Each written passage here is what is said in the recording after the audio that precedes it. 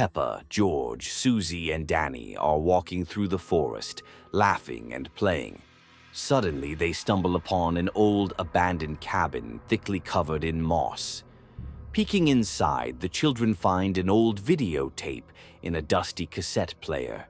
They press play. The screen flickers to life, showing a sequence of images. Children who look just like them, once lost in this same forest, stepping into this very cabin. On the video, flashes of terrified faces panic as if they had seen something unspeakable. Among the frames appears a tall figure with branch-like antlers, moving slightly in the shadows, not fully captured, but unmistakably there. The children stare at the footage in silence. They don't need to say anything. They all feel it. This isn't just an old recording. It's a warning. Fear and confusion take hold. "It's time to go," Peppa whispers, trembling. The group prepares to leave the cabin. Outside, the air feels heavier, as if the forest itself is closing in, holding them back. Just as they're about to run, a shape emerges from the shadows. The deer. It stands perfectly still, as if waiting for its prey to take one more step. Its bright eyes gleam in the darkness. The children scream and run, trying to escape through the twisting trees. But the deer moves slowly, deliberately, playing with them. Branches seem to reach out like hands, grabbing at their clothes, pulling them back. Peppa realizes she must stay behind. It's the only way to save her friends. As the others vanish into the darkness, she turns and makes one final dash, back into the cabin. Now only Peppa can still escape. She crawls toward a narrow crack in the wall, clutching at something as light spills through from outside. Carved symbols cover a tree near the cabin, the same ones from the video, holding back the deer's power, keeping it from crossing. Terrified, Peppa squeezes through the gap, leaving the cabin behind, and wipes away the markings on the tree to end the creature's pursuit. A blinding flash. The deer vanishes, dissolving into thin air. A ray of sunlight pierces through the trees. Peppa stands at the forest's edge, trembling. Her eyes fall upon the strange tree. It glows faintly with a silver light. Her hands are smeared with dirt and ash. She wonders what just happened. Her friends and the others are gone, swallowed by the forest. Only Peppa made it out. But on her neck, faint runic markings now shimmer, a bond, it seems, to the darkness of the woods. And far away, deep among the trees, red eyes gleam. Blurry silhouettes of her brother and friends stand motionless, watching her. The forest hums softly, alive, waiting. The forest always seeks new ones. Peppa and her classmates were on their way to a field trip in the city park. The road was empty. The sun was setting. Mist was rising from the fields. The children peered out the windows. Out of the fog appeared a figure in a long coat. The face was indistinguishable. The children stepped out of the bus. The wind stirred the trees. Silence pressed against their ears. The footpath led into a dense forest. Leaves rustled under their feet. The shadows of the trees shaped themselves into human silhouettes, moving on their own. In a clearing stood an old pavilion with broken windows. Inside, fleeting figures of children appeared, children who had never been there before. Tentacles of moss and water clutched at Peppa's shoes. The shadows mimicked her movements, their faces distorted. The children recoiled, but the bridge began to shake and sway. Roots rose from the ground like tentacles, wrapping around Peppa's and her friends' legs. The shadows surrounded them, blocking the way back. From the center of the darkness emerged a massive figure with a dozen red eyes. It bent down toward Peppa. Tentacles coiled around her shoulders and legs. The children stood frozen. Mommy Pig called George to lunch. He didn't answer. Peppa said that George had been playing in his room with a new toy train. Daddy Pig peeked into the room. George wasn't there. The train was circling the track, but in the carriage sat a small rubber figure of George, like a toy. Daddy picked up the train.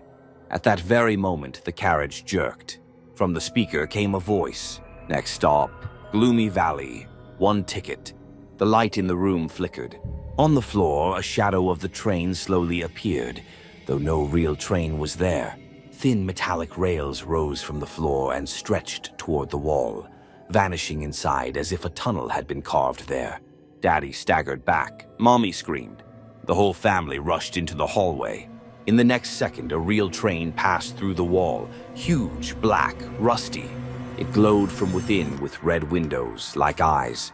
Through the carriage window, Peppa saw George. He was sitting, staring straight ahead, slowly waving his hand. His eyes were empty. Daddy shouted, "George!" The train stopped. The doors creaked and opened. From the darkness came a grinding voice. "Tickets, please." A long black clawed hand stretched out from the carriage. Peppa ran up and grabbed George's hand. The hand from the carriage wouldn't let go. The train began to move slowly. The clawed hand squeezed tighter. Peppa pulled George with all her strength. The carriage doors slammed shut with a crash, severing the hand. It fell to the floor, writhing like it was alive. The train vanished into the wall like into smoke.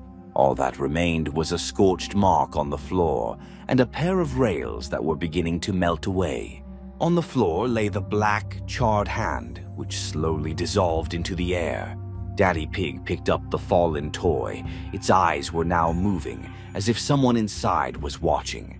Beside it lay a ticket. On it was written, "Passenger Peppa. Next departure, sunset." Peppa and George decided to play in the forest with their toys. While they were playing, they didn't notice how far they had wandered into the woods. As the game went on, Peppa and George lost track of time, and dusk began to fall. Suddenly, Peppa noticed some movement nearby, but when she turned her head, no one was there. Peppa took George by the hand, and they started looking for a way out of the forest. George heard rustling behind them and told Peppa. She told him to stay where he was and went to check what it was. The bushes kept rustling. Peppa slowly approached and pushed them aside. To her relief, it was just a rabbit that quickly hopped away. Peppa turned to go back, but then she heard George scream. She ran toward the sound and saw a deer holding George and running off into its den. Peppa was terrified, but she was determined to save her brother. The deer was too fast and Peppa couldn't catch up. She began to cry, but then she noticed the deer's footprints leading deeper into the forest. She still had a chance to save George. As she followed the tracks, it began to rain. Peppa realized that if she didn't hurry, the rain would wash the tracks away and she'd lose her only lead. She started running. After about 5 minutes, Peppa reached a cave. She didn't even know there was a cave in this forest.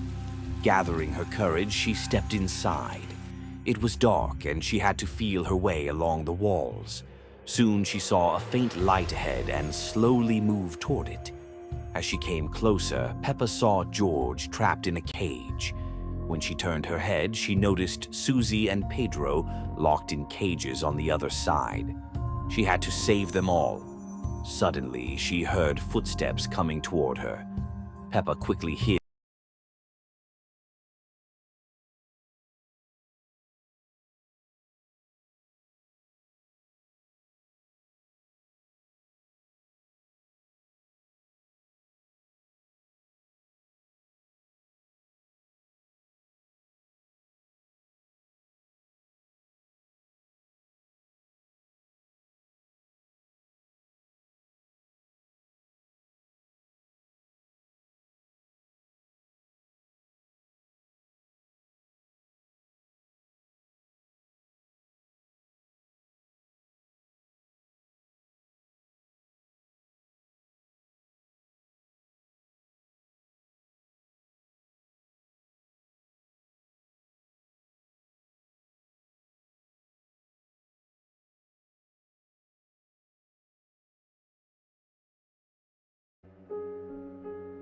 The sun hung over the meadow.